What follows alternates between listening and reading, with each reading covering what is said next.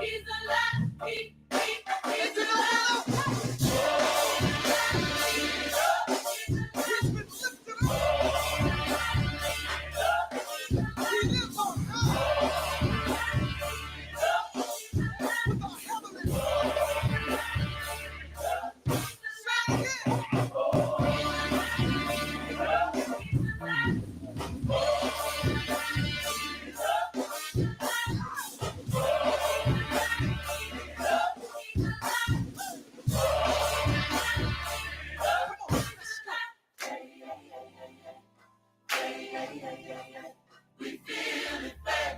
We walk by faith and not by sight.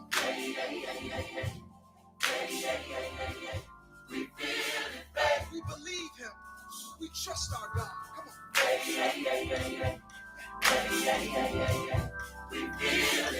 Receive your love, God, the love you have for us.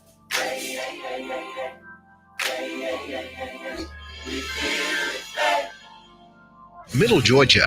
Will you help the WDDO 980 family welcome to our Glory Weekly lineup, the Flames of Fire Prayer Ministry, with Prophetess Shirley Person as host. Join this ministry every Thursday from 3 till 3:30 p.m. and tune into 980 WDDO and be blessed by the Flames of Fire Prayer Ministry with Prophetess Shirley Person. Come live stream with us at www.wddo.live. That's www.wddo.live. Download our app in your Google Play and your Apple Store. The glory of Middle Georgia. Take WDDO along with you everywhere you go. Tune in daily and be educated, entertained, inspired, and encouraged by our daily talk show right here on WDDO 107.9 FM and 980 AM.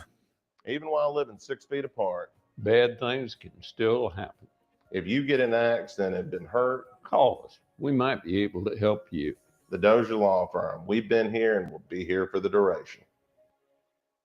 You don't ever have to be stranded with a flat tire. Bubba's Mobile Tire and Repair Service, LLC. 24-hour roadside assistance. They service cars, trucks, RVs, tractor trailers, and much more. For your roadside needs, call Bubba's Mobile Tire and Repair at 478-781-7433. And they're located at 3561 Broadway in Macon. And oh yeah, truck parking is coming real soon. So call Bubba right now at 478-781-7433. Bubba's Mobile and Tire Repair, LLC. Come live stream with us at www.wddo.live. That's www.wddo.live. Download our app in your Google Play and your Apple Store. The glory of Middle Georgia. Take WDDO along with you everywhere you go. Oh, hands up high. EC,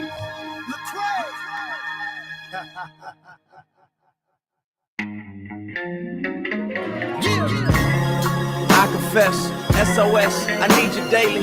Can't lie, say the pain don't faze me. My God, who gon' help these babies? Dysfunctional, but I'm functioning. I'm just wondering if your signs and wonders might wander in and get me out the hole that I stumbled in. Well, I tried, and Lord know I cried. Help, you know I'm tired, need a helping hand to get me out the fire. Yeah. My. I've been in the fire so long, I can't get burned no more. I thought you was putting out the flame, but it was rain from the storm. That's over my head, making me stressed all day long. They won't let me rest, that's on my chest.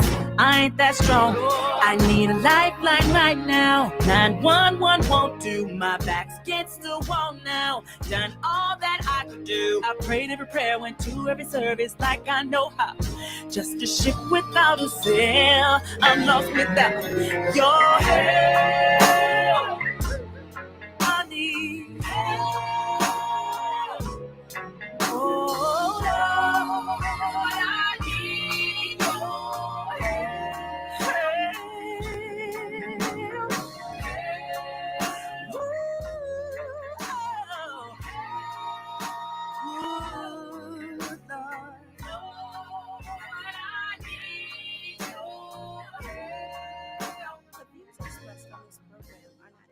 necessarily the views of the Glory 980 AM, the Glory Media Group, LLC, WDDO AM, its staff, management, or advertisers, but are the views and opinions of the participants of the broadcast.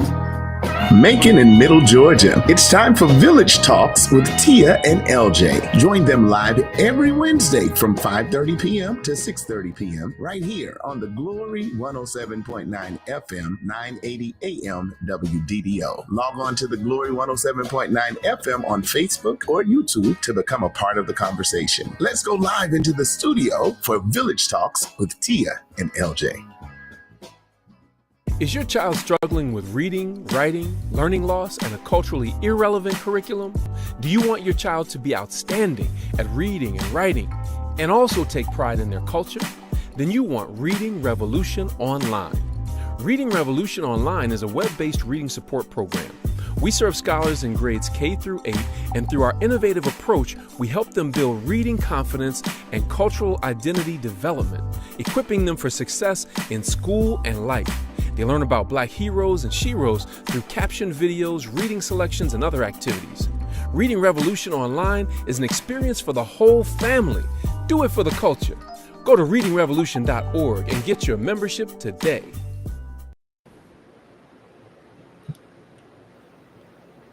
Good evening, everyone. Happy Wednesday. Happy Wednesday, good people. How y'all doing?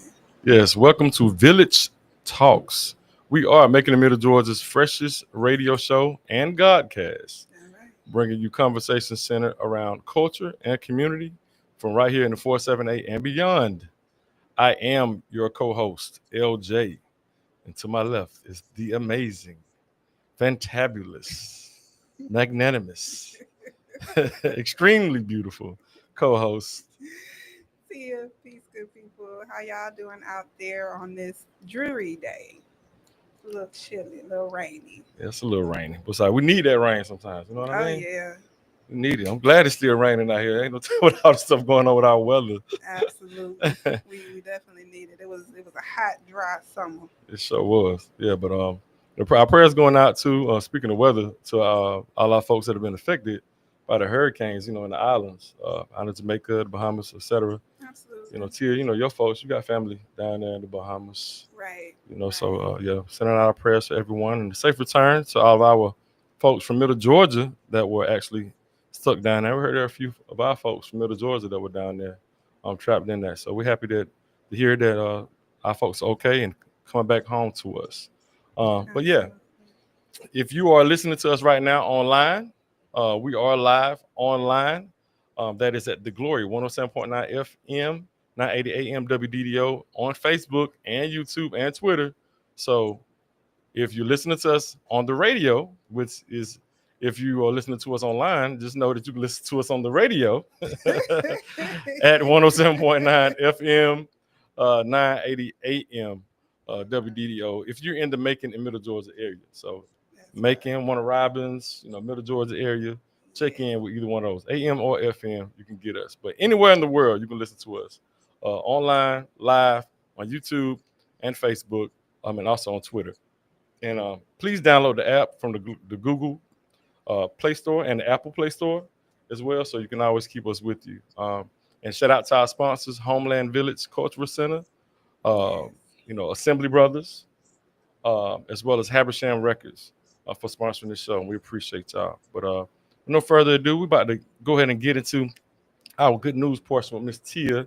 And also we'd like to shout out our very special guest before you get into that. We have an amazing leader in here with us today. She's the mayor of Warner Robins. Absolutely. She is running for a second term, y'all. So we've had a lot of phenomenal women in politics to grace us with their presence on the show this month. And so we wanted to kind of round out with a phenomenal leader here in the Macon, Middle Georgia area. So we are looking forward to having the Honorable Mayor LaRonda Patrick of the city of Warner Robins, Georgia, on the show. So be looking out for her to come on shortly. And then we also want to give a huge shout out to our village family. For sure. Right now, we have in the comments Corey Wimberly. He says, "Good evening, bro. Thank you so much for joining us." He's a Macon, Middle Georgia. He be here, there, everywhere, doing all of the things from cakes to real estate. Y'all make sure y'all get up with our brother. In reference to that, we have Marshall Tally says, "What up? What up?" Marshall has been Tally has been advocating heavily for the East Block, y'all, and we are in the middle of early voting, y'all. Early voting ends on October 31st. So if you still have not voted, you have up until Friday to early vote, and then official election day is going to be on Tuesday, November 4th. Right. We have Razul Salim says, "Peace and blessings, everyone. Great show as always. Thank you so much for being here." I know that's one of LJ's good people. Oh, that's my people. Celine Fish Supreme. You hear me? You don't know nothing. If you ain't had a Celine fish sandwich, you get it with extra tomatoes. Extra tomatoes, y'all. With that sauce. With the extra sauce. With that spicy sauce. A lot of y'all go to Celine, y'all don't know about that spicy sauce. Y'all, the regular sauce is good too. But you gotta ask for that spicy sauce, man. I'm telling you, man. And the bean pie. Oh yeah, the bean pie. See, y'all sleeping on the bean pie. Y'all, people think bean pie tastes like regular beans without the sweetness. I can't hate because for a very long time, y'all, I would not eat a bean pie because it was called a bean pie. But it kind of tastes like a sweet potato pie. Like it has that kind of flavor, even though it's not quite but it's there. It's there. It's definitely good. So y'all make sure y'all check out Celine's. And then we also have Ronnie Miller, Peace Queen and King. Thank you so much for being here, brother. We always appreciate y'all. And then with that, I'm going to go ahead and get into what's happening in Macon and Middle Georgia.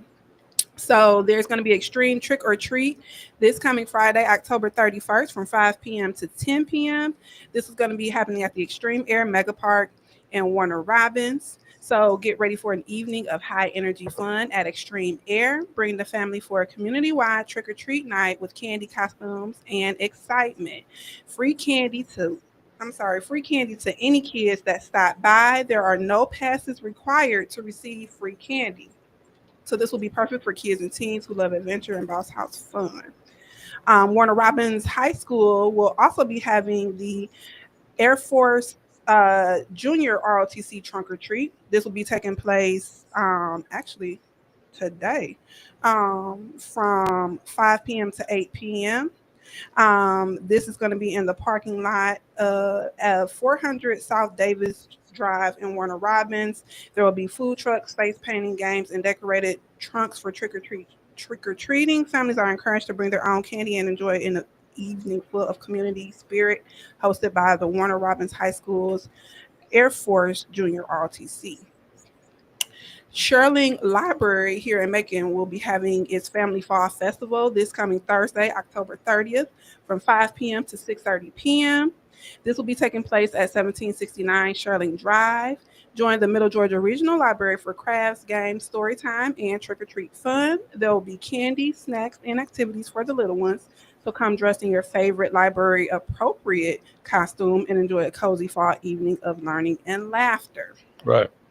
Serenity Entertainment will be presenting a Halloween kids party on Friday, October 31st from 4 p.m. to 7 p.m.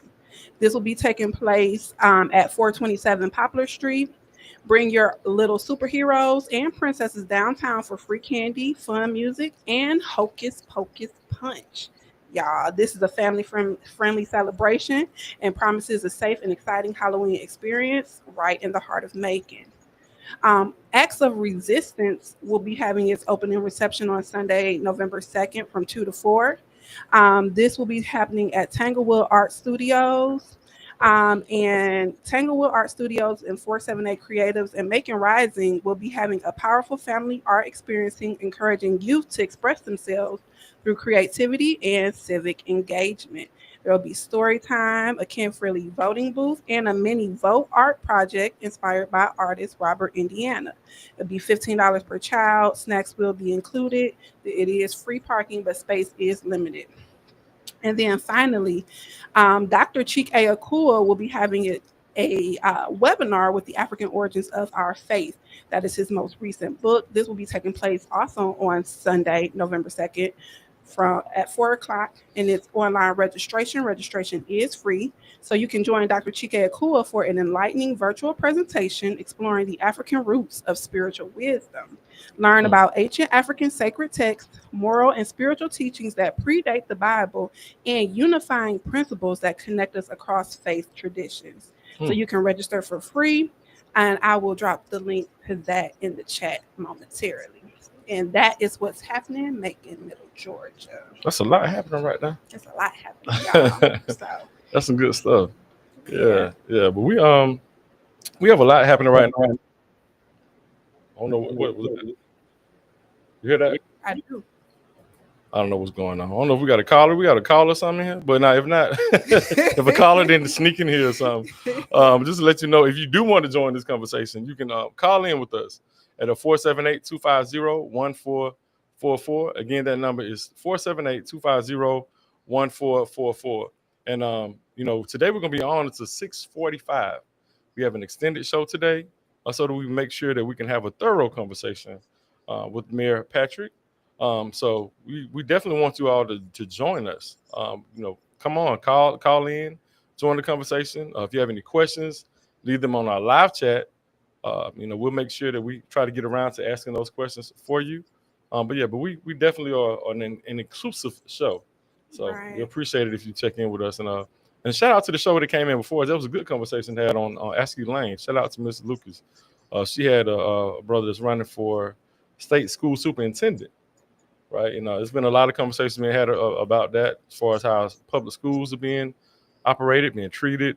So these are good conversations that we need to have, and we're definitely appreciative of this platform on the Glory, because we're gonna give it to you raw and uncut, and we're gonna have the conversations that we need to have that maybe we're not able to have in other spaces. So shout out to Apostle, the great Apostle, Chief Apostle Rosia, and Bishop Scott. For all that they do. They're the owners of the station, but they also have a morning show called a Drive Time Morning Show. Oh, yeah. So don't forget to check out the other shows that are also on the station, because every morning on Drive Time, they are going in. We promise you. So you don't want to miss that as well. And also, I know Miss Brenda and their show comes on Mondays as well. Make sure you check out some of these other shows. But we have a special guest trying to sneak in here right now. but it's okay. She's going to join us shortly. But we do have an accountability check question today, right, sis? I'm to my sis. Well, right, babe. I'm sorry, y'all. Look at you my sister too now. You my sister. I'm your sister, baby. So for today's accountability check question, and y'all, just to keep in line with everything else, make sure if you do have questions, if you're uncomfortable with calling in to the 478-250-1444, feel free to leave your questions in the chat, and we will do our best to make sure that your question gets answered. And our accountability check question, which will also be featured in the chat: what is one thing you would change in your community if provided the tools and resources? So what is one thing you would change in your community if provided the tools and resources? LJ, did you want to chime in on that before we get started? Yeah, I think that's a good question to ask folks, because we want to put yourself in a position where you're the world changer. Right now we're dealing with a lot of authoritarianism and a lot of top-down approaches to government and leadership and things of that nature. So understanding that government in itself, even when people talk about democracy and things like that, that means that that's a bottom-up approach. That means that it's about the power of the people, not necessarily the people in power. The people in power are supposed to be serving the people. Mm-hmm. You know what I mean? So, you as a person is very important. Us as people, as citizens, it's important that we can imagine or just reimagine what we think our communities are supposed to look like, and what solutions that what we provide to the things that we want to see. Because when we have leadership, when we have people that are elected or appointed to represent us, they need to hear from us. And it's better when we are able to be educated, or when we come with something that's formulated already, or just the beginning of something that we want to see. So we're asking you all out there right now, reimagine. If you're from a certain neighborhood like I am, and Macon, you from Unionville, if you're from West Macon, or you're from Pleasant Hill, you're from Bloomfield, Fort Hill, if you're from Northside Warner Robins, or if you're from Fort Valley, Georgia, if you're from Monroe County, what would you want your community to look like? What is one thing, one way that you would change your community if you had the money, if you had the resources, if you had the power, you all by yourself, what would you change? Right, and we got one answer so far in the comments. Corey Wimberly says the structure as a whole. Without structure, everything crumbles. So I think that's a good answer. What would that look like, though? So I think it's good for us when we are asking these accountability check questions. Like, let's dig deeper. Like, what do you envision structurally? What does that structural change look like? What would that look like in Macon? What would that look like in Warner Robins? What would that look like in Monroe County? What would that look like wherever you call home? What would that structural change look like, and how would you go about making sure that that vision was realized? So thank you again, y'all. That accountability check question is in the comments. Feel free throughout the show to answer that question. But we have our amazing guest here with us in the studio that we want to go ahead and bring on, Mayor LaRonda Patrick. Thank you so much for being with us tonight. Thank you for having me. It's so good to see you again, Tia. Yes, it's so good to see you. Thank you. And I guess we can get right into the questions. We know you are running for a second term here, but for many listeners who may not be familiar, can you share what inspired you to first run for mayor and what lessons you've learned since taking office? Absolutely. So when I first ran for office in 2021, it kind of mimics what was just shared with the group. It's important for your public servants to be present, to listen. Right. And we just weren't seeing that in our community enough to me.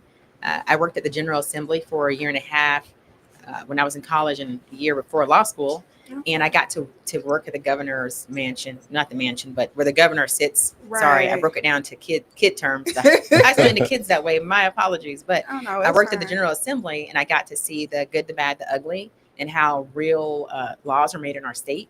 And good bills stay stuck in committee because people can't get along. And the Georgians, we as Georgians suffered because of it.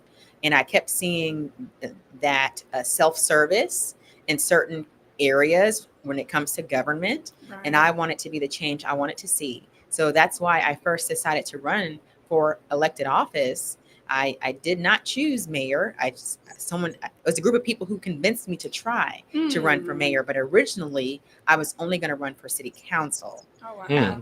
So that's where the spark started back in 2005 and 2006, and it took me until 2021 to pull the trigger. Oh, wow. Awesome. That's awesome.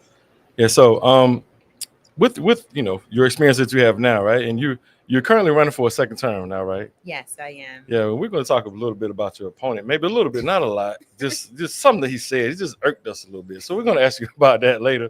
But you have a slogan. It says "Promises made and promises kept." Right. So what are some of your key promises that you feel most proud about as having delivered them during your first term? I'm really proud about the promise I made to address the homelessness issue, also to develop a new downtown, and the Vietnam Veterans Memorial. Those are three promises I made, and I'm so excited that we were able to progress to this point of doing a ribbon cutting for Haven Hope House, the first full-service homeless shelter for up to 50 people in our city. Oh, wow. And we've made it through the infrastructural developments, the renderings, and renderings for Commercial Circle, the new downtown we're going to build. And we have a site dedication for the Vietnam Veterans Memorial. So very good progress on those three things. That's awesome. That's awesome. And so looking ahead, what new priorities or goals define your vision for Warner Robins over the next 4 years? I still have to figure out the response to the need in our community for transportation.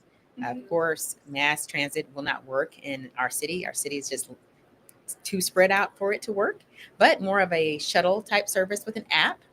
We're actually exploring an option that we're seeing in some counties that surround us. So Okay. really excited to drive that home when it comes to transportation. I'm really excited about workforce development programs and partnerships that we're going to be doing for our youth, those individuals who don't want to go to college and Awesome. they want to get a career. So those are two things that I'm really excited to work on my second term.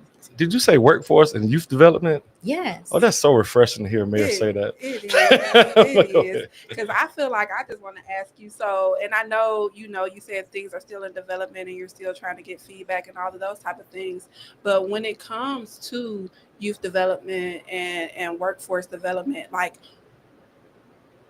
what about that makes you feel like that is something that is a necessity for your city to continue in the trajectory that it's going as far as with growth and development? Well, there's a couple of things. One thing top of our mind in Warner Robins is when we look at the crimes that take place in our city, not major crimes. Major crimes are on the decline, unless it's domestic violence, which is a whole other conversation. But those petty crimes, a lot of them are happening from a certain age of residents, and they're our youth. So that's why we need to target them. We all know when you have an increase of crime in certain areas or neighborhoods, there's usually a lack of opportunity or a lack of resources. Right. And I believe that a city's job is to help resolve that from the foundation of it. Don't put a bandage.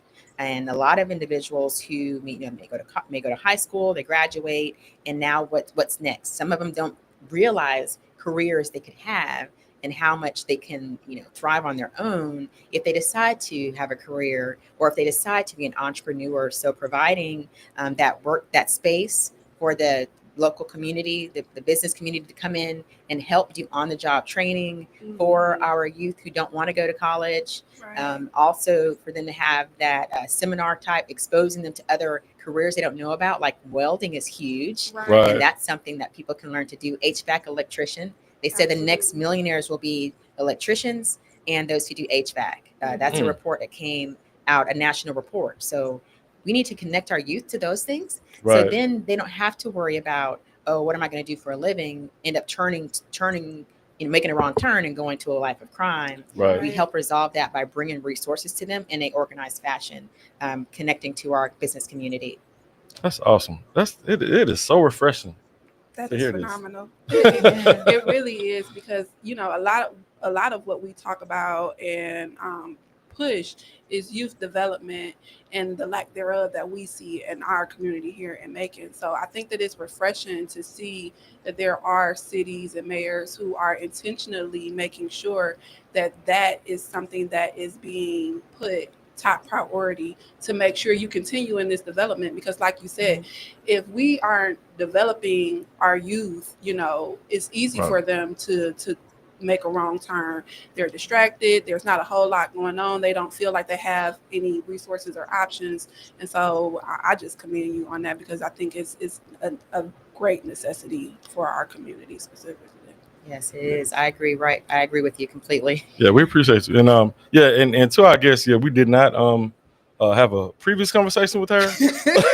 She is saying this on her own, just to let y'all know this, okay? Right. And we're gonna get just into the comments just a little bit. We like to shout out our village family. Joe Boo says, "What's up, family?" Let's see. Ronnie Miller says, "Change people's mindsets. The moment we all adopt a communalist mindset, most of our problems will be fixed. We have made the African heterosexual family a priority, and we have to make the African heterosexual family a priority, and everything else will fall in line." And then Corey Wimberly says, "Hey, Mayor Rhonda Patrick." Say that again, because you got to look choked up. Hey, Mayor Rhonda Patrick. From Corey. What's going on, Corey? Let me see. Hi, Corey. If you can scroll, you can go to the next one, because I can't. Okay, yeah, we got Commissioner Bryant. Did you? Okay, yeah, Commissioner Donis Bryant. She says, "Good evening, everyone." She says hi to you. Hi. Yeah, she's a commissioner here in Macon. She was on our show last week. Yeah, I know her. Oh, for sure. Mr. Herbert Gant said he enjoys our broadcast. We appreciate that, so we're glad that you enjoy it. For sure. Our village sisters, Zakia Muhammad, she says, "Good evening, the village." Good evening, Zakia. And Kia Booz, my other village sister, she says, "Hey, y'all." We have Marshall Talley. He has a question. Okay. All right. He says, Mayor Patrick, how can Warner Robins and Macon, by presenting a combined population exceeding 400,000, strategically leverage their status as a regional hub to unlock larger state and federal economic development grants for job creation, industrial recruitment, and workforce initiatives? That's a great question, and I love how Mr. Talley thinks. He's always connected to the community and to government, so I appreciate him. I think it would be a great idea for us to do that. It would take partnerships between Macon-Bibb County and the city of Warner Robins and or Houston County. Right. The challenge I would see is that a lot of resources that the city could bring to the table, Macon-Bibb already has it, so they may not have a will to work with us to do something such as an industrial park that's right between both of us, where we could bring in more industrial businesses, bring in more jobs, job training sites between both of between our city and the county. I would love for us to have that, or anything where we can cross-reference our strong points to bring something great to our entire region. Right. If there's ever an opportunity to do that, I'm all about it. Especially if there is a willingness to partner between the county and the city of Warner Robins. For sure. Well, I think that would be great, especially with the growth that y'all are having. And I think it's always good when us as a people we're able to learn and take things from one another. For a while that Macon has always kind of been looked at as like the hub of Macon in Middle Georgia. And now Warner Robins is growing, and some people who consider Warner Robins in Houston County in certain ways to also be a hub for Middle Georgia. So I think it only makes sense for us, to try to find ways to partner and work together. And hopefully, have you had conversations with local leadership or any organizations here about any potential projects? There's one that comes to mind, and it's the expansion of Highway 16. Okay, all right. The rail system, they have the Highway 16 where they're going to make it easier to get to the port in Savannah, from Atlanta down. I think Macon's going to be a part of that plan. Warner Robins isn't, but we would love to find a way for us to both benefit from that, where we can have stuff coming down into Houston County and Warner Robins as well. For sure. So I don't know if that'll ever work. I've asked the questions a couple of times in the meetings I've been in, and I definitely don't want Warner Robins to be forgotten in that expansion. Absolutely. Most definitely. And we have one more question. Question says, could you explain how, it's from Patrick Davis. He's saying, could you explain how American Rescue Plan funds were used along with Infrastructure Act money over the past few years? Plus, have you communicated with either Sanford Bishop and or Austin Scott? And what are your general thoughts about the impact of federal shutdown along with impact of Robins Air Force Base? I'm sorry, there's a few questions right here. All right, so the question I'd like to answer first is the one about the shutdown. Have I communicated with the two Congressman Sanford Bishop and Congressman Austin Scott? I have communicated with Congressman Sanford Bishop. He actually came to Warner Robins, to the AFGE office, the union office in Warner Robins, met with his constituents, voiced his concerns. He tried to comfort us through this challenging time. And I'm happy that he cared enough to come to see about us. And he's working. Cool. He's trying to. He's one of the veteran members of Congress. He has a lot of connections across party lines, and we need that right now. And I know he's trying. As far as their field staff, they're furloughed. They're not working. So doing boots on the ground initiatives right now, the congressmen can't do, because they don't have the staff or the volunteer to do it. So that's where the city comes in to try to work with his field representative team to get some stuff going here to help individuals who may be impacted negatively regarding payment of utilities, different resources such as food, grocery, toiletries, etc. So we're working on some stuff while talking to some of their field staff. Now, Scott, I don't hear from him. I haven't seen or heard that he has come to our community during this time, or that he's asking questions. It doesn't mean that he isn't. It just means that the city hasn't been contacted Right. by Right. him or his office regarding the furloughs that's happening right now. For the ARPA funds, I can say that each community who received ARPA funds, we had a rule book to follow, and everyone decided how to use their ARPA funds according to their own goals. In the Right. city, we used our ARPA funds for a number of things, and we had to basically allocate all the money by the end of last year, and we did.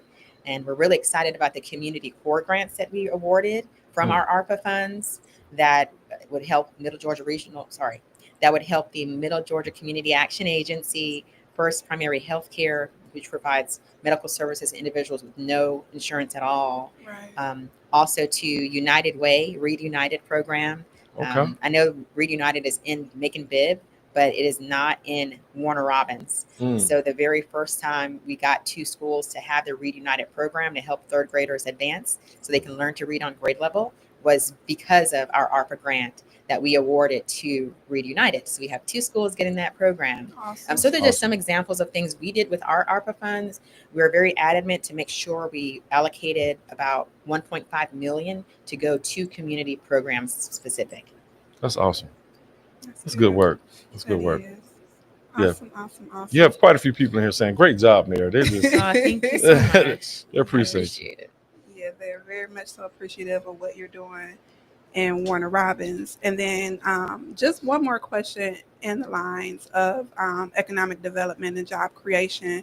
How are small businesses being supported to scale and thrive within Warner Robins' economic development strategy? Well, we are pro small business. We love encouraging people to shop local. As an entrepreneur myself, I know the struggle is only getting harder to be on your own, especially if you have a brick and mortar. So any support you can get from the city to push and remind people to shop local is a plus.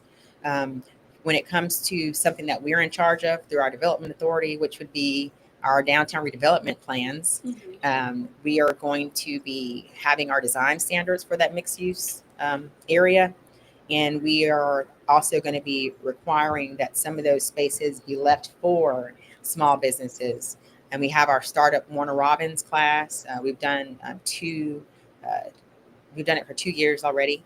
So through that, we'll be able to connect entrepreneurs through a program which helps them be ready to get spaces in the new downtown that'll be built. Because we want to make sure we keep small businesses in mind, veterans in mind as well. Right. So they're not keep them in mind so that they are able to compete to get the spaces that the big companies can come in and get with no problems. Right. So also a business incubator is something that I'm advocating someone in the community to do, so that we have those cheaper spaces and quarters for entrepreneurs to have a space who cannot afford $1,500, $2,000, $2,500, $3,000 rent a month, which most people can't. Right. So just pushing that incubator design in our city is something that's going to be essential. Yeah, that's awesome. Because I know we went to, there's an event, I think it's an annual event in Warner Robins. It was like a small business. Right. And it was like at a community center. And I'm sorry if I forget the location, but there were so many small businesses and everyone was doing so. Something like an incubator would definitely be good for people who may not, have the funds to do just a brick and mortar by themselves, but to be in a space where they can, engage and co-op with other business owners. That's awesome. Absolutely. Yeah, we have Commissioner Bryant. She's asking the question. She's asking, how do you all pick your architects and builders when building new infrastructures? So when we did our plans for Commercial Circle, which is the historic downtown of our city, which has long been deserted, that's the center of what we're doing our redevelopment plans around. We actually did something outside the box to save our taxpayers' money. We partnered with the UGA College of Engineering, and they developed our blueprints, our infrastructural blueprints for it. So those architects came from partnering with the college, and it only cost us $10,000, I think, the donation. Wow. And then for our renderings, so architectural plans for what the buildings could look like, we partnered with the Carl Vinson Institute to do that. which saved us thousands upon thousands of dollars. So we're really big at talking to experts in different areas, Right. not just the traditional for-profit architectural or engineering firm, but Right. there's resources through academia. So many colleges and universities in Georgia that are looking for real life projects for their students to work on. So this is what we did to select for this particular project.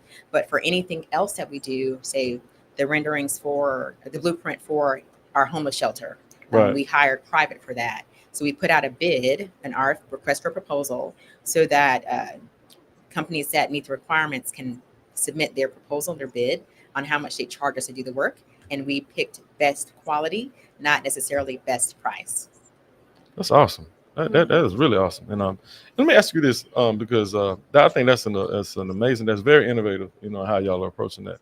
But in regards to educating the community, how do you share data? Like when you are choosing these projects and things of that nature, how are you in regards to sharing data with the citizens of Warner Robins, so that you can, I guess, help folks become more educated, so they'll understand the need and why and how things are being done. Well, right now we share our information in our city council meetings, so public meetings that we have. We also push it out on our city app. We have a city app now, and on our social media. But what we are realizing more and more is that the city of Warner Robins as a whole, we're not doing a good job telling our story. We're not getting to the masses when it comes to things that we're doing. So we have to figure that part out. And we're working through that. Like, what do we do? Do we need to buy regular ads on radio stations to say the Warner Robins update every week? Do we need to buy ad space continuously on TV so that people can be in tune? Do we need to get our own TV station so that people can go to the station, even though everybody streams these days mostly? So we're trying to figure that answer out. But we do take note that we need to do a better job in telling our story, which includes sharing data with our community, because many of them don't come to the public meetings. They don't look on our social medias. They don't look on our website. They're not looking at our app. So we have to figure that part out. Yeah, it's amazing to hear that too. You saying that it's a point of you being able to have some improvement. Yes. I mean, it's good. It's good that you're that transparent enough to say that. Hey, there's some things that we could do better. And even when I ride through Warner Robins, I was thinking the same thing actually about a month ago. I was like, wow, Warner Robins is a pretty large area, but we're not able to. You guys don't necessarily have like a TV station or some radio stations that are based in Warner Robins. So I think that might have a lot to do with it, because I know most of the major media markets, I guess, in Middle Georgia or in Macon. So a lot of the information and news gets shared through Macon. So we would definitely push for that. We would support you all having some media outlets in Warner Robins, because with the population that you have there, I mean, I think y'all deserve it for sure. And you're doing a great job, and I can tell you just very, very humble. Your humility surpasses maybe you being so just bragging about everything that you're doing. So, but we see it. The people who are paying attention, just letting you know, we see it, and we're learning. Right. Even here in Macon, Georgia, we're learning from it. Absolutely. And then I'm going to ask one final question from the comments, and then we'll get back to our questions. We have Patrick Davis again. He says, even though you made history as the first Black mayor, what are your general thoughts about the Voting Rights Act potentially being overturned by the U.S. Supreme Court? Currently, we have a supermajority of Republican judges. What are your thoughts? And then he has a question about minority contracting in Warner Robins. Do many Black contractors bid on local projects? Okay. So the quicker answer is going to be the second question about minority contracting in Warner Robins. Yes, we do have minority contracting in Warner Robins, but we have found that we are not receiving as many local small businesses bid on opportunities. So it's been the subject of quite a few council meetings. Our council, we're asking questions. Why is it that a company from Atlanta is bidding to paint City Hall? Why we have plenty of paint companies in Warner Robins, plenty of people who do contracts for painting. Why aren't these businesses bidding? So we are working through that. I did learn that something in our requirements for insurance may need to be relaxed. Still have the requirement, but we do. I'm finding and I'm listening. Listening is important in government, by the way. Right. When you listen to the industry and they tell you what their challenge is, and it's your job to try to resolve that, as long as it doesn't put the city at a disadvantage. And I think we can resolve that without putting the city at a disadvantage when it comes to the requirements for these small business contractors in our community. And I'm a government procurement. I'm from that industry prior to being mayor, so anything contracting is near and dear to my heart.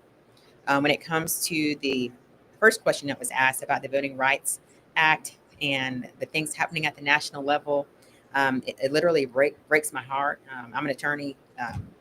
I like advocating for justice. Justice everywhere and equity is important. To see the things that's happening with the highest level of the legal profession is definitely not something I think our founding fathers would be proud of when they came up with these legal offices to help the people. All I can do is pray, like many of us, that we can get through this and that the inevitable does not happen. But if it does happen, we're resilient. We've been through this before. We can hold on. We need to make sure we are bettering ourselves so that we can be at the table. We need more people who want to be in certain professions and are aiming to be in those positions, like getting appointed or winning an election to be a judge. We have a long way to go when it comes to that. But the good thing is we have enough voters in the nation that can change things as long as they get out and use their power to vote. If we have the will to not make it happen, then we can make that a reality. We can dictate what happens here if we unleash our own power, which is the power of voting, and also not just voting, advancing our education. That's extremely important when you're talking about these kinds of issues at our highest legal level in our country. Absolutely. Right.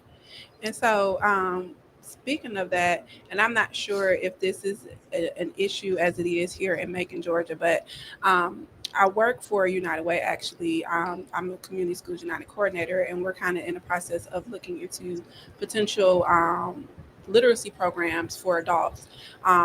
Here in Macon, there 69% of our adults 16 to 74, they can't read at a level where they are comprehending ballots, articles, long text, and things of that nature. So when we talk about understanding and using our power and getting that additional education to be informed and civically engaged, what are you seeing in Warner Robins? I know with the Air Force Base, there might be a higher level of literacy and things of that nature, but are you all seeing any issues, and what are you all doing to promote literacy, not just in our youth, but also in our adults as well? Okay, and I like the question you asked, because a lot of people don't ask that, but it is a reality. I mean, you have the data to support it. Warner Robins, the statistics for us when it comes to adults and illiteracy will be lower just by demographics, which we know that, but it doesn't make it any less important. For the city of Warner Robins, there's a group that meets about monthly, working with, I'll mess up the university's name, I think it's Central Georgia Technical College, working with Central Georgia Technical College for the adult literacy program, pulling together all of the city governments, county government, Board of Education, to come up with an option for adult education when it comes to literacy. So I'm a part of that. I'm listening, advocating that we need to do something. But for the city of Warner Robins specific, we do have our innovation lab, which we call the ENO lab now, and adult education is part of the programming that will come out of there. Right. Our lab is a STEAM lab.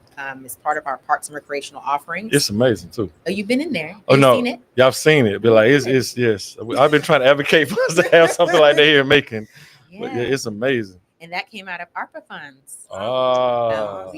We were able to find how we were able to use that for capital improvement out of ARPA funds, and that's how we were able to make that dream come to reality.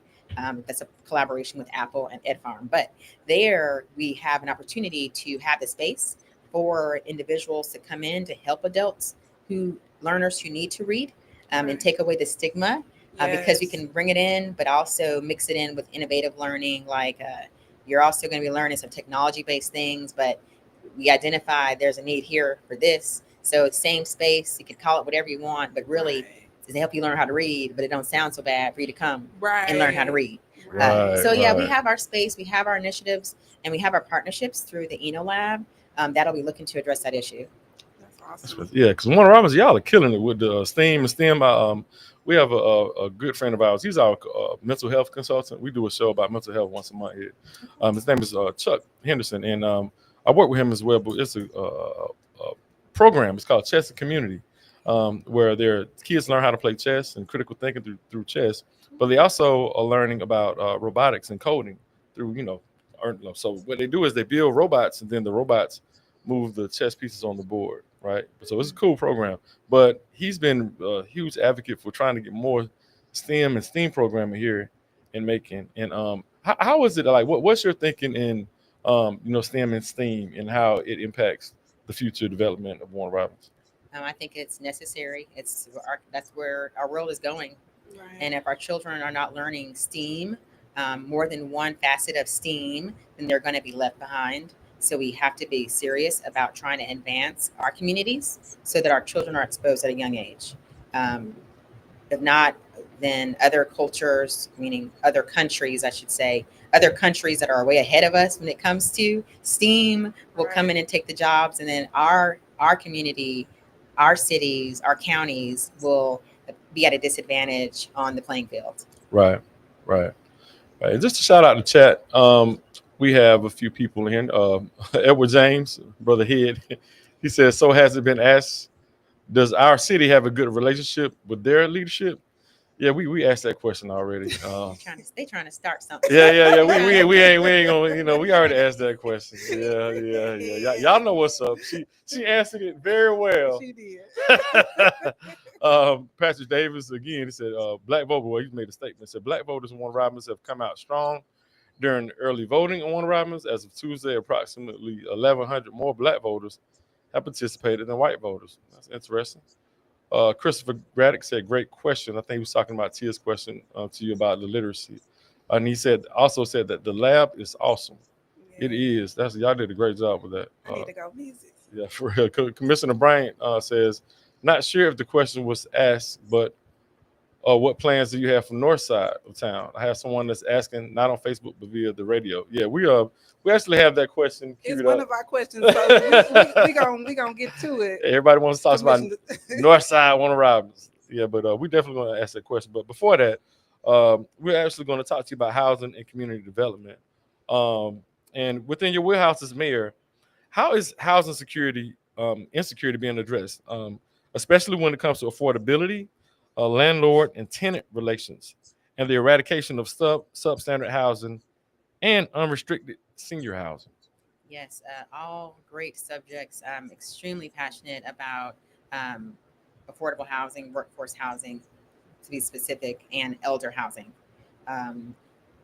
It's to address that. It starts with advocating to the Department of Community Affairs, which I have been doing, especially really hard this year, as I have a grandmother who lives in one of the senior living facilities, one of the senior apartment communities that are LIHTC project. I actually met your grandmama too. Oh, you did? Yeah.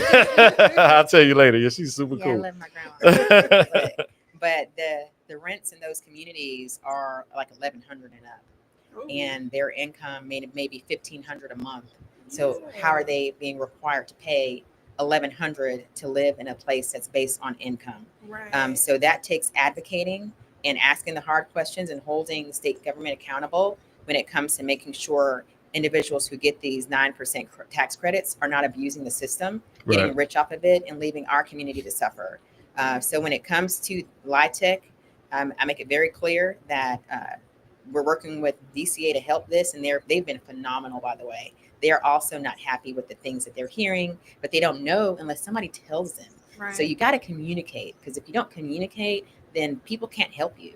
The upper level may not have any idea of what's happening inside of little old Warner Robins, unless we tell them, right? Absolutely. So I'm working that part. Also, when it comes to the slumlords, the blighted properties, it takes us developing our codes to empower our code enforcement to really go in and throw down a hammer to make sure slumlords know they're not welcome in our community. Right. A lot of them, the owners don't live in our community. They care nothing about our community. They do not care, but we have to hold them accountable too. Right. And finding ways to make sure that they show up in court and there's penalties for the things that they're doing is what my city attorney's office is working on doing as well. When it comes to getting more housing that people can actually afford, that takes partnering with developers too. And probably my second year, I started talking to developers who were willing to talk to me, who want to invest more into our community with residential housing, about different ways to make dense housing. The question was asked, well, will that work in Warner Robins? Because we don't have an urban living environment. And I said, it certainly will. I want to see row homes. I want to see townhomes, quads, lofts, condos. We can put more housing structures on an acre of land if you make it dense, relax some of your code to allow for mixed use development. Okay. And that's what I advocate with developers. And guess what? It's working because we have 3 communities that are already moving dirt to do the dense housing that I was advocating for my second year. The housing that they thought Warner Robins would not be open to having. So it's working, and I'm so excited. I'm so excited about it. A lot of those houses are people to buy. Home ownership is important. I stress home ownership. Right. A lot of people think it's unattainable, but it isn't. Because That if you're is paying awesome. $1,200 for rent, You baby, might as well be paying. you can pay a mortgage. Absolutely. The house I live on, I got through the Georgia Dream program, which still exists today. I still live in my house. That helps a lot if people get to the barrier of homeownership, and it doesn't cost them a lot to do it. It's just connecting people to the information, letting them see that you can do this, and this is how, and giving them the courage to try. And with housing developments, like I've mentioned, coming up that are not for rent, they're for you to own, smaller houses, more dense, less yard. It opens up an opportunity for us through our development authorities to really push those programs and make sure our constituents know they can be homeowners. Golly. She's talking about youth development, workforce development, and home ownership. Oh wow, this is so refreshing to hear.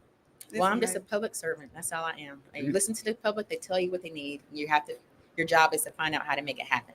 Excuse my French, would you go ahead, girl?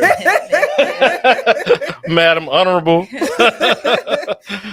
Esquire, all of that. I love it because it's absolutely, especially when you're talking about the home ownership aspect, because a lot of people, when they're talking about like affordable housing and things like that, it's like we lose that portion, that home ownership, and that's what is, creating generational wealth in our communities and getting us out of these positions where we're marginalized and disparaged and all of those things. So it's just amazing to hear all of the things that you are bringing to the city of Warner Robins. Where there's a will, there's a way, and red tape only exists if you let it stay up. You cut the red tape down and stuff happens. That's how we've done so much in 4 years, because I refuse to let a red tape stop me from progressing my city. So, right, absolutely, and really quick, because like I said, it was really refreshing to hear you. You okay? Okay, it was really refreshing to hear you talk about. We're expecting, so I got to make it can happen at any time. So I had to make sure we're gonna. We're loving this interview, but if it happens, we're gonna have to shut the interview. Tony, you got to come in here. Yeah, but he said. I'm sorry. We have a question in regards to the housing. And we heard you talking about home ownership, how important that is, right? But how is your administration tackling blight and working to revitalize older neighborhoods without displacing legacy residents? And legacy residents are important. We see the issues when gentrification comes in, takes over a community, price the community out, so they never can live there again. Right. And we don't want that. Another reason why working with developers to bring those dense housing to certain areas that are blighted, that need to get cleared away, so that people who live in that community through our development authority have a better chance of owning a house in the same area. This is something you don't really see in government happen, so we kind of are making it up as we go, but we're using our training and the knowledge that we have and the experts around us to make a solution that would work. So when it comes to the blighted properties in our community, we did kind of like what Make and Bib did.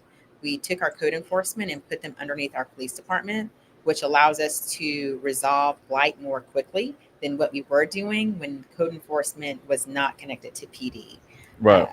So that we can move these properties more. We're finding that a lot of the blighted properties that take traditionally years to resolve are out of town owners anyway. So we're really pushing the mark when it comes to holding ourselves accountable and controlling blight in our community. And when the blight starts coming down, and we're already tearing down buildings, when we start tearing down those buildings, you're going to see some really great stuff come in its place. Right. So with the blight, so you do have plans for home ownership, and do you have plans for building up the community as you're tearing down the structures? Absolutely. So do you do that at the same time, or do you? No. Well, it depends. Mm-hmm. So, for example, a neighborhood that has a blighted house, which we have plenty of those, Right. That's boarded up. Usually it's going to be heir property, meaning someone who owned it passed away. They didn't have a will, which we really got to get better at doing our wills. Right. We got to get better at that. Then it goes to all of their heirs, and then in some cases their heirs. Right. So it's hard to get everybody, 14 people, to say, let's sell this property. That comes a blighted property. So in neighborhoods like that, the house can go through the abatement process, which is a legal process. The city would take ownership of that property if it's successful through abatement, and then that house is demolished. A developer would come in, build a new house in its place. That happens faster than what we're doing in Commercial Circle, where the city's buying up the blighted properties or the contaminated buildings or structurally unsound buildings to make way for a new downtown.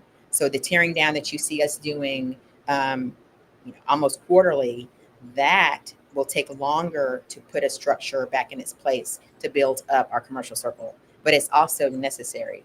It's necessary for us to do it that way because we got to clear the quadrant. Our circle, the Commercial Circle, is 4 quadrants. We got to clear the quadrant so then the developers come in and clean it. So they can build. What's Commercial Circle? Commercial Circle is the intersection of Watson Boulevard and Davis Drive. Okay. And that is near City Hall. That's where our city originated. So we used to have a downtown. The tornado came, took it out back in the 50s, I believe. And they built it back up again in different ways. But our downtown never really stuck. And now it's pretty deserted. So the city came in and started buying up properties when I came in office. Before I was in office, the city owned less than 1 acre of the 17-acre tract. Now we own over 70% of it. We own the majority of a half of the circle. So that's how we know that the redevelopment is going to happen, because we own it, we can dictate what happens, and we can come up with all the design standards. You're amazing. That's awesome. That's awesome. We have Tina Denar, who's Miss Tina Auntie Tina says, preach. So I don't know what specific part she was saying, but we just gonna say preach. And then Corey says, and most of his clients are looking in Warner Robins. He does real estate there, so he has clients there. Let me see. And then Joe Booz, he has a question. I guess we can ask Joe Boo's question if I can get to it. Mayor, as a small community-based organization striving to bring positive change to our neighborhoods, what challenges or barriers should we expect when trying to partner and work collaboratively with the mayor's office? And how can smaller organizations like ours more effectively engage and build partnerships with your administration to implement community-based programs? Well, the first step would be sharing your organization, what your organization stands for, what your mission is, and then finding areas of synergy where what you're doing benefits the city at large and how we may be able to come in and assist you with that.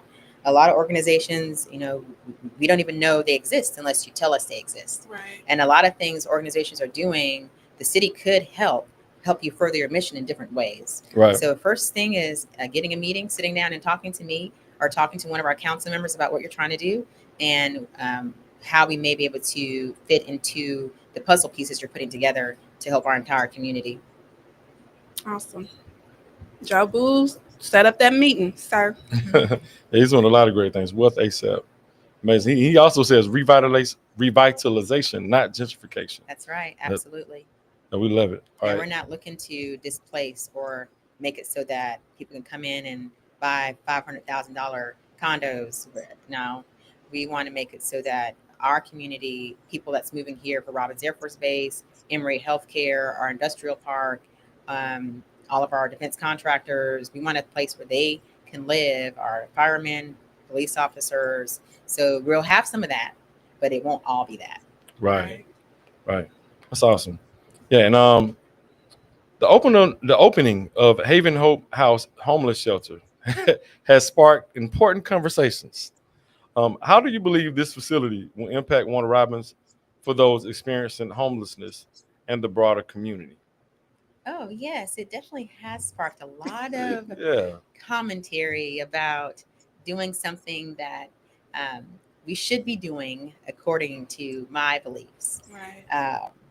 Now, the homeless shelter will help our entire community. And the reason I know why is because the initiative that we started was based on what our community was telling us.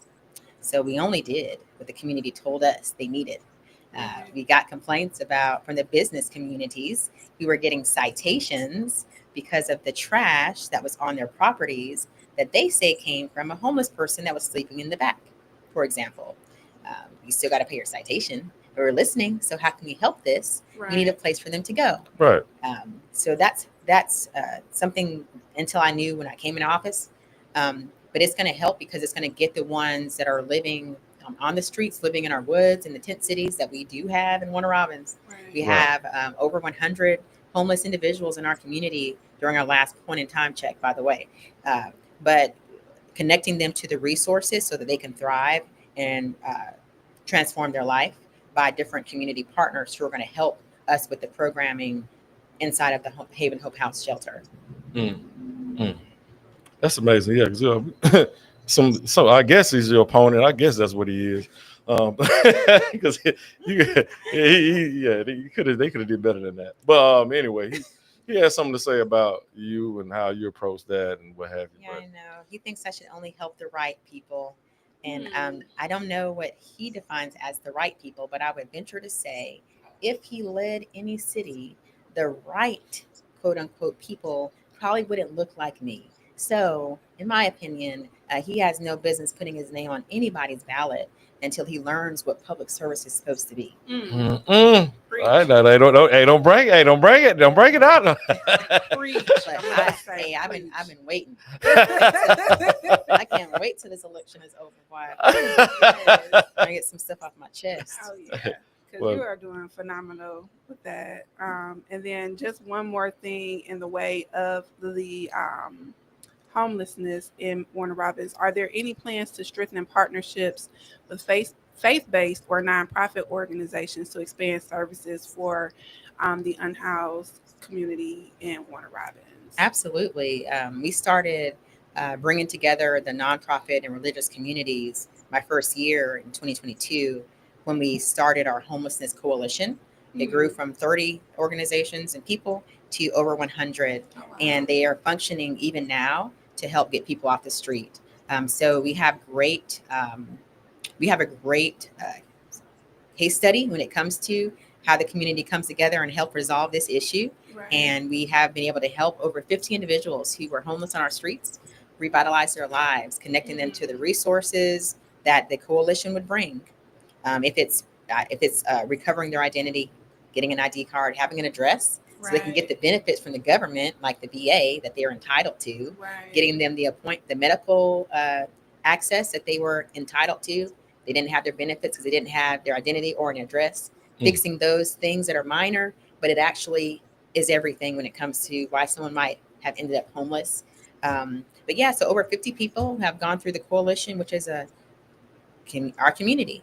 Right. Coming together to help resolve all those little pieces, working together to get someone from homeless to living in a house, thriving on their own, with employment, with transportation, reconnecting them to families. Right. Those things are happening, and we have over 50 individuals that have had a successful track record already. Oh, that's awesome. Before the shelter ever receives a resident. Oh, wow. So. That is awesome. I love it. Love it. Yeah, you better be glad I love making the way that I do. I'll be taking my bags tonight. Baby, we got to go. Time to go. But I love our city. I do love making. Where there's a will, there's a way. You just have to be willing to go against the grain and not be defined by what society says you can do. Right. You have to listen to what your need is and develop a solution that works for your unique need, Right. and be bold enough to try. And that's what council and I have been doing, and it's working. It's awesome. For sure. Awesome. Yeah. And here goes the question that a couple of folks been asking. People want to know. Okay, they say we're talking about north side. Well, y'all say the north side. All right, so there's been growing discussion about the north side of Warner Robins and this need for development. All right, so what is your vision for growth in this area, and how do you ensure that development is equitable and inclusive? Okay, great question. Yeah, I keep hearing about from this guy that calls himself running against me, that I'm not doing anything on the north side of town, which I find quite interesting, because if you look at every initiative that we've done, the majority of them are on the north side of town. So don't believe people that just make their mouths moving. They don't know what's coming out of it. That's him. But mostly all the initiatives we have is in the north side of town. Operation Reawaken, which is developing a downtown from the ground up, that's in the north side of town. And that's where we are focused on our start. But the downtown redevelopment district expands beyond Commercial Circle. It goes from Commercial Circle all the way up to Armed Forces Boulevard, which is right across from Robins Air Force Base on 247, right. down to Green Street, and even over to Russell. So it's a big area. Right. But we start with one place to make it a desirable place for investors to come in and build, which we're on a great track with that, because we have 4 unsolicited proposals already for master developers who develop things like Atlantic Station, the Avalon, for example, across our country, who want to put their investment in Commercial Circle. So that's why it's going to work. But you start with one thing, one idea that you're going to market out to a larger community, a larger industry, right. And that's where you start. So that's what we're doing. And then once we get those design standards out and the RFP out, we shift to the Armed Forces side and all the residential spaces from 2nd Street up to 6th Street, and coming up with ideas for that, marketing that out, so then developers can come and say, hey, it's cool if we made this with, this whole block be row homes that you see in like Philadelphia or Baltimore, Right. going up 3 stories, but more narrow, no front yard, no backyard. Right. That makes a cheaper place to live, right? But it also brings a new stock that we don't see in Warner Robins. But it also gets developers excited about, hey, if we did this, we could be like Woodstock, we could be like Alpharetta, we could be like Atlantic Station, we can be like, I don't know, whatever cities they have the hot spot where everybody lives and the housing looks really cool and people actually own them. Right. So that's what you have to do. So development's going to happen in the north side of town. We already have lots of developers who come to meet with me because of the vision we're selling, and I showed them areas. This could be this, and they're listening, and they're coming back again, and they're wanting to see more. They're paying attention to the awards we're getting, all the accolades, all the attention we're getting positively. Right. The investments that's coming, like Emory Healthcare, the 4 new missions of Robins Air Force Base. So they want to come, and you have to be willing to sell the vision and do the work to make sure we're making the land marketable and desirable, and we are. That's a good job. Well, and with that, because the plans sound really good, sound really, really good. How are you going to continue the same trend that you've been having as far as keeping folks from being displaced and home ownership and things of that nature? So for our folks in North Side that are going to be seeing these developments, do you have any programs or have any plans to make sure that we're not displacing residents as y'all are rebuilding the North Side? Absolutely. So the area that we have purchased, it's all commercial, so there's no residences there. But Right. with the plans, residential will be a part of it. So people will not be displaced there, but they will be able to reside there, and Right. pushing that through different programs. Again, encouraging home ownership. For other areas that may be more not as populated, where there may be blight or a history of blight and there's no development there, we have to sell to the developers, and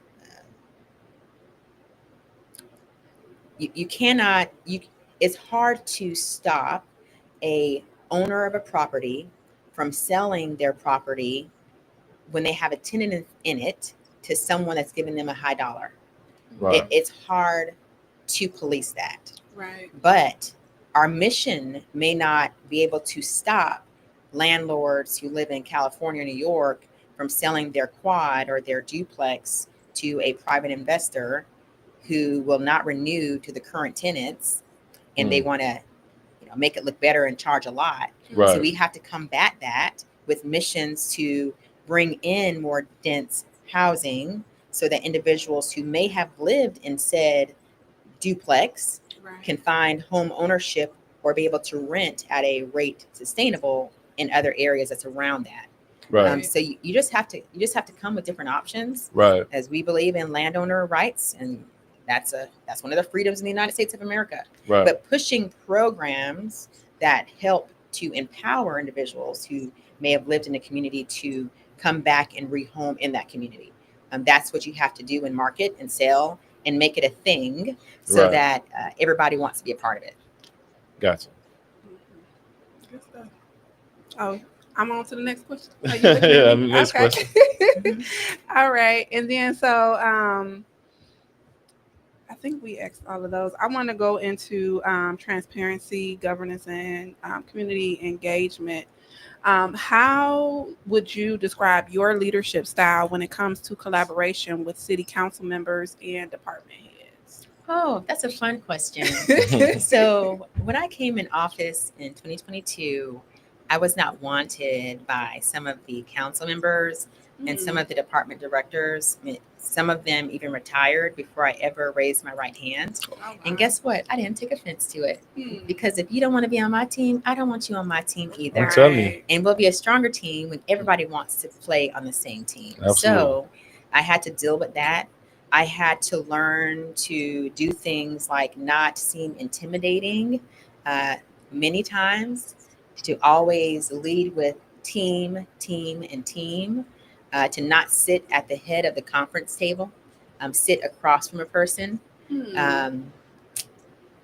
kind of communicate in a way that they know, I want you to tell me what your thoughts are. I'm not going to come in and tell you what I want to do. Right. So it's more of we're working together for a solution. Right. And I had to do little things like that so that I can develop a rapport with the person so they can see me as a person Right. and also a member of their team too. So now we operate more of like a family environment, not just city council and I, but also our directors and also our staff. I came in as the only female joining men with big egos and their own right. You know, they do great things in their professional life and personal life. Right. And I had to kind of take a step back and not overshow my skills and expertise. I had to dumb it down a little bit. Not saying that they're dumb, but I could not come in as a strong powerhouse and knock things out. It took time. Right. But now, you know, we greet each other with hugs. We literally tell each other we love each other. I have directors that say, I love you. I love them too. And it is such a pleasant change when you can develop a true team where everybody or a lot of people care about the other person. Right. And just like the military, people that were in the military serving, I come from a long line of military service members, and they always would tell me that, especially if you're deployed or go to war, you serve for the person sitting, your brother or sister sitting next to you. Right. You want to make sure that they come home. They want to make sure you come home. So you do it for each other. Of course, it's helping to make sure we're free. But at the end of the day, you want to make sure your teammate is okay. And that's what we do at the City of Warner Robins. We want to make sure that our teammates are okay. Not everybody will conform, but just like birds in formation, some of the birds might fall, but the majority keeps moving. That's what we do. Right. Sure. And what type of encouragement? I heard you say, you know, even how you had to kind of make sure that people know you worked as a team, and certain folks, you know, quit working before you started. And I'll say the quiet part out loud. You know, a lot of it is, you know, being a woman in leadership, and also being a Black woman in leadership. And sometimes people don't want to talk about those things because, like, we're not identifying with who we actually are in real life, because this is a real thing. What type of positive things have you gotten for that? Or like, what type of support have you received? You know, I know, you know, you have some of the negative, but what type of support have you received as being, a female and a Black female, you know, being a mayor of a city like Warner Robins? I'm so proud to be a Black woman in leadership and redefining the stereotype of what they may have judged us as. Right. I have to fight those in a lot of rooms I walk into. But at my fourth year, it's not as hard because my reputation precedes me Right. in a lot of ways. But the positives are a lot of support from every category that I fit into. A lot of support from the Black community. A lot of support from women of all ethnicities. A lot of support from single mothers. So it's really comforting. I'll get recognized for an award because I'm breaking barriers, and I know that I am. But we know that I'm standing on other people's shoulders Right. that have paved the way for me to do this. Right. In Houston County, it's a little different because many people wouldn't dare to dream that someone like me could be the leader of the largest part of our county. So it's a privilege, and it's a pleasure, it's an honor, but it's something I don't take lightly or for granted because just as much as people are giving me support, I do know if I were to fall or make a wrong step, I'm pushing all of us back a little bit further. And it's important for me to take the darts so that other people that come after me will still dare to dream. But if I don't take the darts, or if I complain about I'm being treated differently, or they don't want to shake my hand, or they didn't include me in their little boys meeting at the country club, which all of these are examples of things I've had to deal with. Right. Instead of me being mad about it, guess what? I just say, that's fine. I'm cool with it.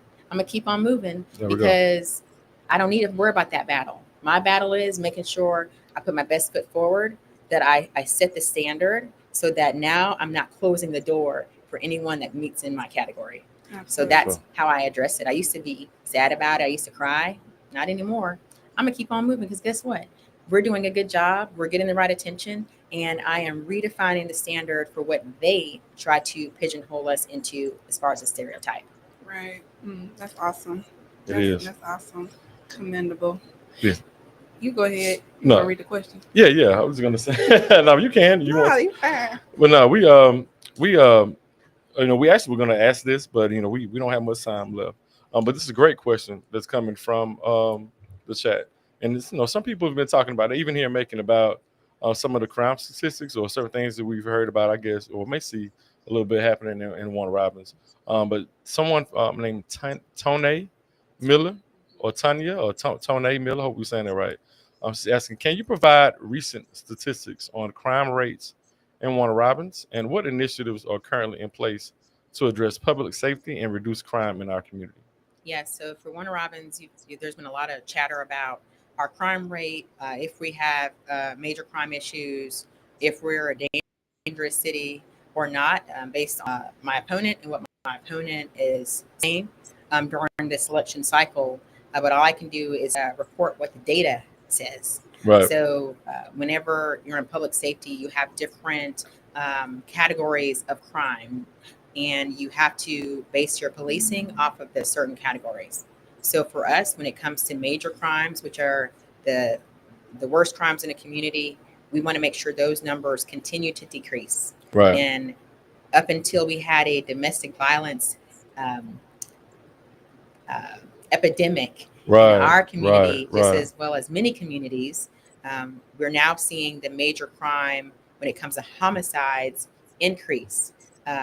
Typically, we will average under 4 homicides a year. So that tells you we don't have a major crime issue in Warner Robins or even in Houston County. Right. But recently with domestic violence, things you cannot police, we are seeing that rise.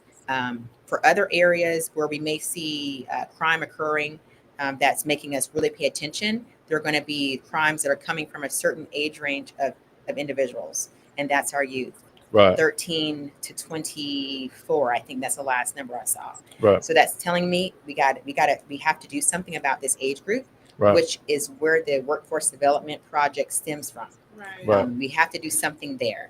I've got to engage the different organizations, especially our Black men organizations, to try to mentor these categories of students, of kids, right. and try to find ways so that we're decreasing the mischief that they're doing in our community that are making our numbers be inflated. Sure. For sure. That's awesome. I mean, because, and a lot of it too, and this is just a random fact, that LJ and I have talked about recently is just crime went up nationwide, especially after during COVID, and it's just now on the decline. So we're starting to see dips or increases and things like that, but statistically, just in general throughout the nation, we saw that rise, and then we started to see that downfall. So, but it's good, and I believe that it not just good, it's great that you are taking the data specific to Warner Robins and doing something to make sure that it's being addressed in a way that is a root cause solution as opposed to just trying to put a Band-Aid over a wound. Absolutely. Right. Thank you for that. And we had a caller. I don't know if he is still on the line. Yeah, because we don't have much time. We don't have much time. We only have about 7 minutes. I think he Is caller still on, Tony?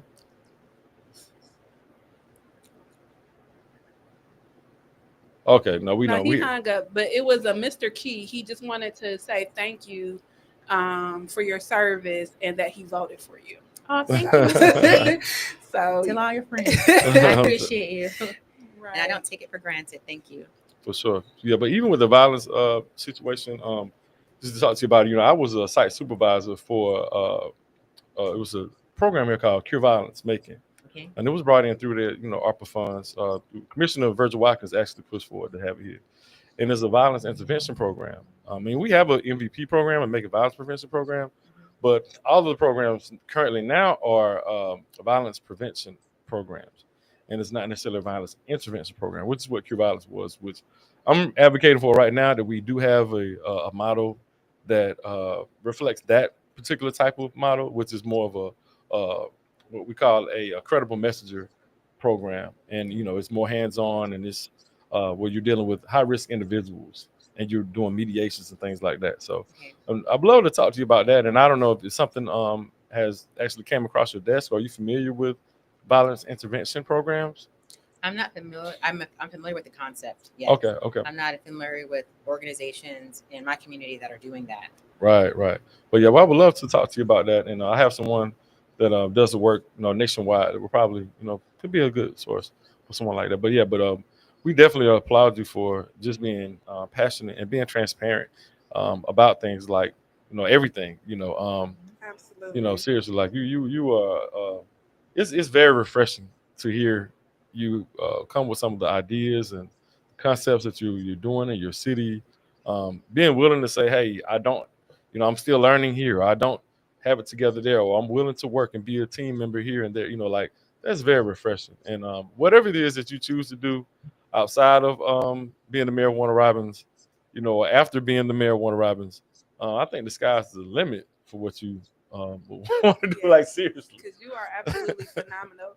Especially like even when we're talking about like the authoritarianism that we're seeing across the country and some of the things that are happening. So I think your approach to leadership is great, especially when you're talking about for the next generations or those that come after you when it relates to Black women, Black people, minorities, just in general, to have a space where it's not, oh, this is, she's negative or this, so I can, portray you in this certain light.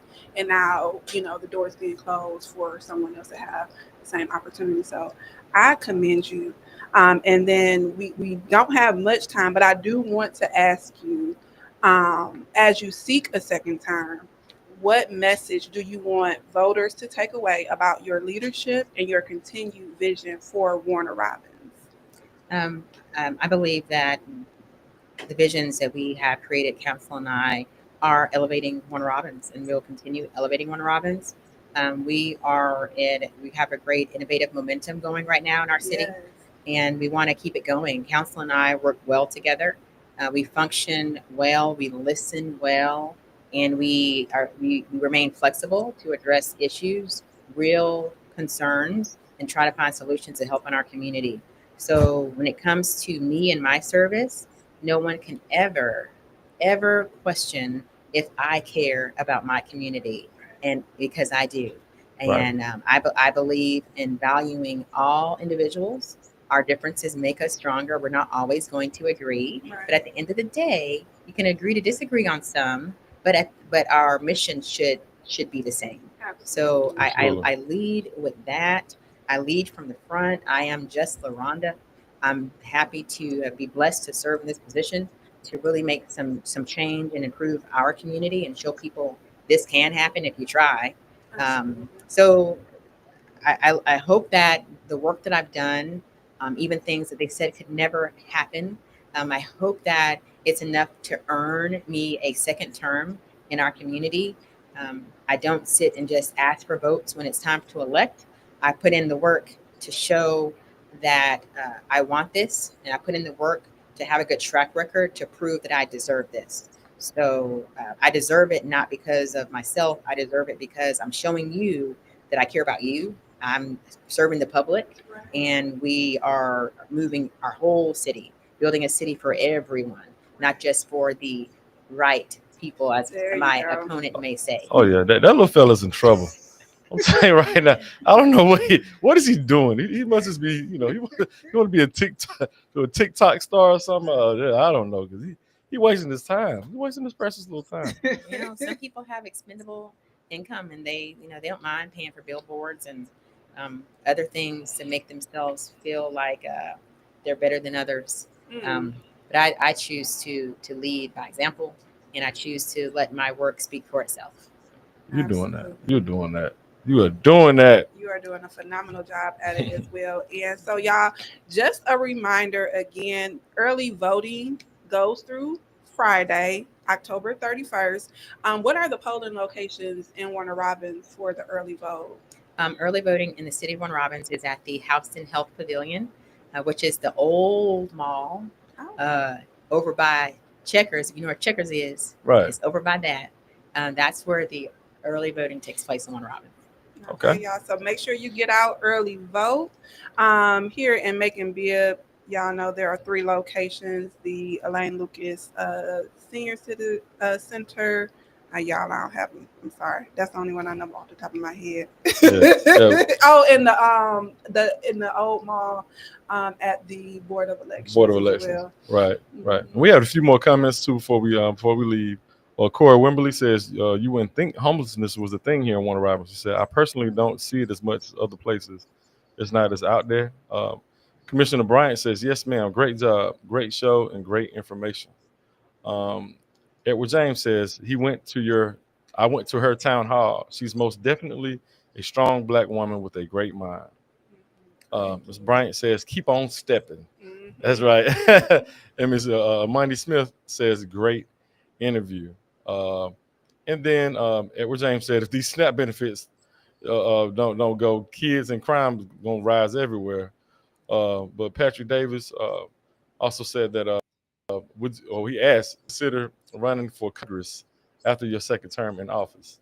Is that how many terms I have? 2 terms? We don't have a max. We don't have a limit. Oh, okay. In Warner Robins. Oh, okay. A lot of the consolidated government does, but most cities in our state do not have a term cap. Right. Well, no matter how we don't that's a whole can of worms. I'm not gonna open. We don't have time for that. Yeah. But would you? I mean, is that something that you would? Well, never mind. Since y'all don't have term limits, no term limit. But now that I'm in a career of public service, I can't imagine myself doing something else. Right. Even though I have a full, thriving legal expertise behind me that I could do some great things with as well. I choose a career in public service. So I want to finish what I started. Promises made, promises kept, finish what I started, building that momentum for our city. But after I get to the point where I feel like I could serve better in areas that may need some good people who actually are about public service, that's when you may see me try something like Congress. But only after our favorite congressman in our area may decide he doesn't want to do it anymore. Gotcha. Yeah, that's awesome. That's awesome. Thank you so much, Mayor Patrick. Y'all make sure y'all get out and vote. Early voting or on 4th. That's right. And share this with your folks.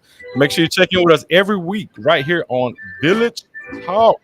Have a wonderful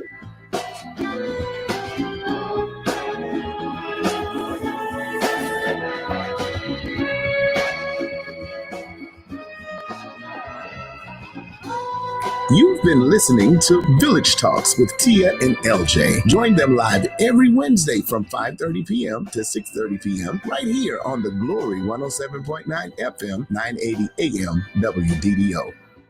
The views expressed on this program are not necessarily the views of the Glory 980 AM, the Glory Media Group, LLC, WDDO AM, its staff, management, or advertisers, but are the views